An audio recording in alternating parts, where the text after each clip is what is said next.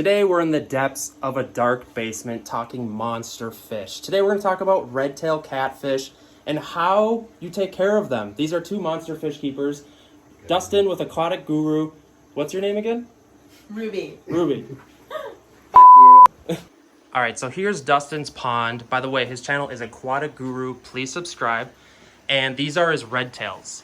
What I want to talk about today, guys, is how does somebody take care of a crazy monster fish like the redtail catfish? What are the biggest obstacles, would you guys say? Honestly, hardest part is space. Space. You know? Not just tank size, but room space, because you're always going to need to grow realistically. Oh, okay. Yeah, because we're talking, this isn't like a 125-gallon aquarium. Like this is a crazy pool pond. these fish would bust through an aquarium, so that is my biggest fear in keeping them. A lot of people think that the walls of these soft pools are not hardy, but they are super, super thick. Like, these guys aren't getting through there. Okay, so would you guys advise people that want to keep redtails to buy a pond like this, or is an aquarium out of the question? I think so, at least past a certain... I would say past a certain size, I would say, obviously you can get a 600-gallon, 1,200-gallon if you want to dump that money. Yeah. Now, most people don't want to go over a 300-gallon tank. They want to do, once they get beyond that, they go to ponds, they go to, stuff like that. Build big, like, fiberglass aquariums and plywood tanks. And this is cheaper than a big aquarium. When it boils down to it, yes. Pool ponds are cheap. If you can afford to do it another way, definitely, by all means, I would highly recommend it, just because of the risks you deal with having a pool, especially inside of a house. Okay. How about, so we talked about tank size, like what size are we talking here? Like, how big is this pond here, and how much did it cost you? So this pond is 5.5 feet this way, 8.5 feet this way, and 24 inches tall to the top. Okay. Now, completely full, it's said to be around 600 gallons. Where I keep it is usually in the 400 or 500 gallon range, just because of the footprint of it. Okay. More so important when you get big fish as well is footprint, not necessarily gallons. Because they are catfish and utilize the bottom. Okay. Exactly. You give them a lot of space to spread out. That's where the pool ponds fit perfectly in that situation. I like how the pond I have in my garage, that one's 639 gallons. I like that it's, shorter, but it's got the footprint, Yep. that swimming room, as opposed to like beta fish who like crowded kind of tanks with territories they can claim over. And how much? Sorry to interrupt, but how much did it cost you? How much can someone get a pond like this for? So nowadays, these ponds, this size anyway, are going anywhere from $150 to $400, depending on what store you're at. Okay. At the time I purchased this tank, it popped up on Wish.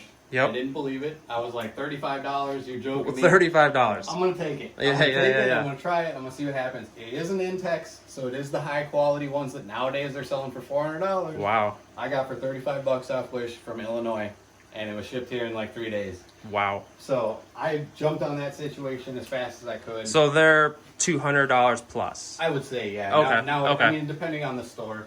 My round one was $20. Yeah. So these things, I don't know if it's everything going on that the price jacked up or what, but they used to be, when I first bought this one for $35, they were around $100. Okay. So why they went up, I don't know.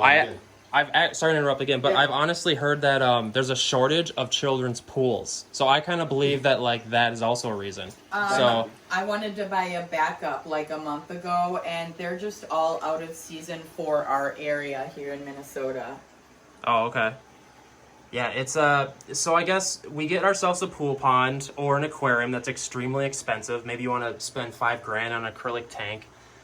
Most likely you're gonna do this. Walk me through taking care of one of these beasts. Like, what's the expected size one of these is gonna grow to?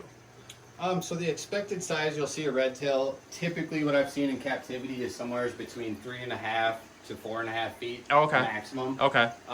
I've seen a lot of them as well only max out at 24, 25 inches. People will have them for 6 years, and for whatever reason, they just won't get bigger than that. I don't know if that same situation applies in the wild or Yeah, that makes sense. if we just can't necessarily tell the age unless we keep them. Okay. It seems like generally, if you do research on any fish, it seems like a lot of them will get maybe like 2/3 or 3/4 of the size that they would get in the wild. Yep. Yeah. And I think another thing too is a lot of people base that off of what the records have been. You know, they'll be like, oh, someone caught a 5.5 foot redtail, so that means they're all going to get that big. Yeah. It doesn't necessarily mean that. It just means someone caught a giant redtail catfish. Okay, so I get a tank set up. I know the size. How about feeding these guys? I've heard monster fish keepers say, "Oh, it's expensive." Like, what is there to expect here, as far as feeding these guys? I buy frozen skin on whiting from Walmart, and it's $5.88 for a bag of like 10 to 12 fillets about this big. Mm-hmm. I cut about maybe 2-3 inch pieces, and that's what I feed my one hybrid once a day. Okay. Because they're bottom feeders, right? So they're getting Yeah. a lot of like everything in the wild, essentially. Yep. And one thing I've learned keeping redtails myself is they will eat anything, literally anything. Literally. That fits in their mouths. Pieces of plastic, they'll eat it. Okay. Anything that you have smaller than their mouth, they're eating. Really? Whether it's a banana, pellets, Really? tilapia, That's nuts. they'll eat anything. Yeah. Apples. I've thrown all sorts of stuff in here and they just chomp it. Yeah. Now, are you feeding them heavy on the carnivore side, or? So these guys here, mainly the redtails anyway, actually everybody in here gets a mixed diet, huge Okay. mixed diet. Mhm. I use tilapia, I use shrimp, I use krill, I use So variety. prawns, vegetables, and sometimes because the giant gouramis eat vegetables. Mhm. The peacock bass actually love apples, which is weird to me. The redtails, like I said, they absolutely love bananas. You can actually peel a banana and just stick it in the water and they'll take chunks right out That of is it. awesome. I also feed pellets. I get mine from Ken's Fish. Oh, okay. I use the big 12 millimeter krill pellets. These things are humongous. Expensive though, right? No, Like, if you were to buy a lot of them? So each one of these bags is about $2.50. Okay. So you get them by the half pound. You buy half pound. They sell them only by half pound bags. Okay. So when you buy like 10 pounds, they send you, 20 half pound bags. Mm-hmm. I spend usually on average, I spend like $20-$30, and I get enough pellets to last me a month or two. Okay. So That's realistically, awesome. you can push it out. How many do you give them? Huge handfuls. Oh, okay. Actually, they're going home. So Yeah, we'll keep them you up might now. not. How about water changes? This is kind of a, this is a personal You can have these, by the preference, Do you guys, are they heavy bio-load monsters, or like, what are we talking here? I mean, I know the size is obviously going to add up some bio-load, but... Right. Honestly, I do the weekly siphon thing with the hose. That takes forever, but my parameters are always fine. If I do it once a week, like a third What is of your the water. schedule, Dustin? So when it comes to water changes anyway, I do once a week, 50% or more. I Okay. try and shoot for 75%. Okay. Now, doing water tests, I don't get the readings that say I should necessarily do that much. Mm, Me personally, feeling these large fish in here and stuff like that, and having multiple other tank sizes and stuff laying around, yeah. I see the waste levels as being pretty high, even though the filter itself, for example, doesn't have a lot of waste in it that I can see.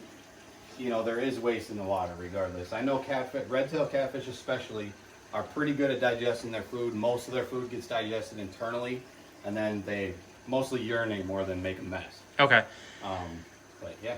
Next question. This is a huge question I always see asked. Because people buy the redtail and they want to keep it in an aquarium until they use a grow out tank. Essentially, it's a terrible decision. We all do it.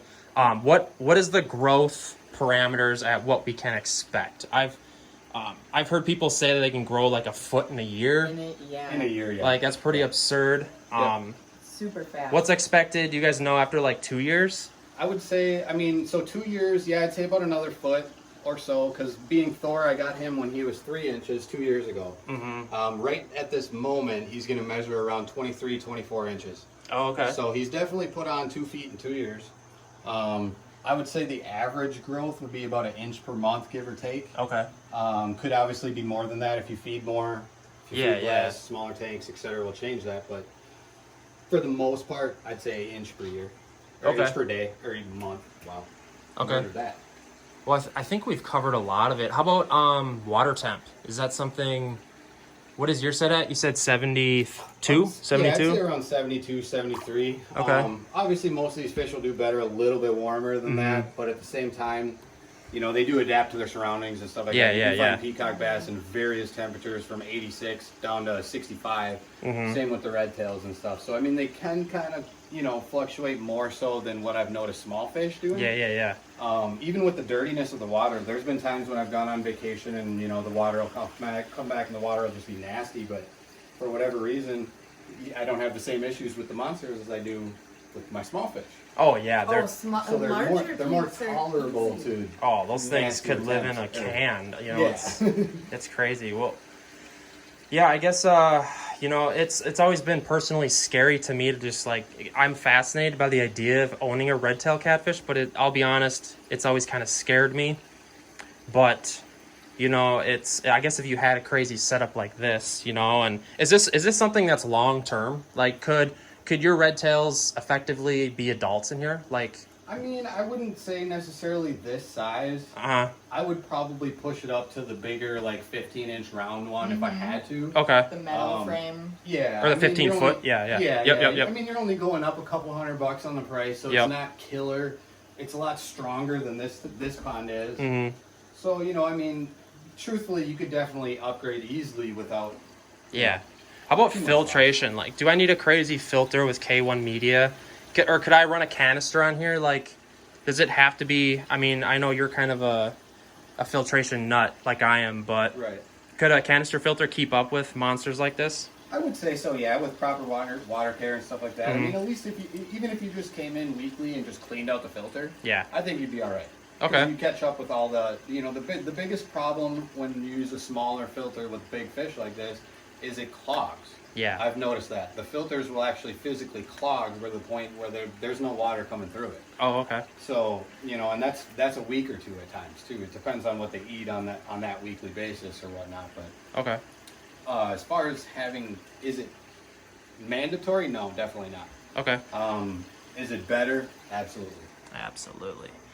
Well, guys, I think this basically sums up taking care, like what it takes to keep a redtail catfish. You know, we talked about general care, and a huge thing that people talk about is how fast they grow. So before we go, I want to give a huge shout out to these guys' 2 channels. We got Aquatic Guru. Please subscribe. Thank you.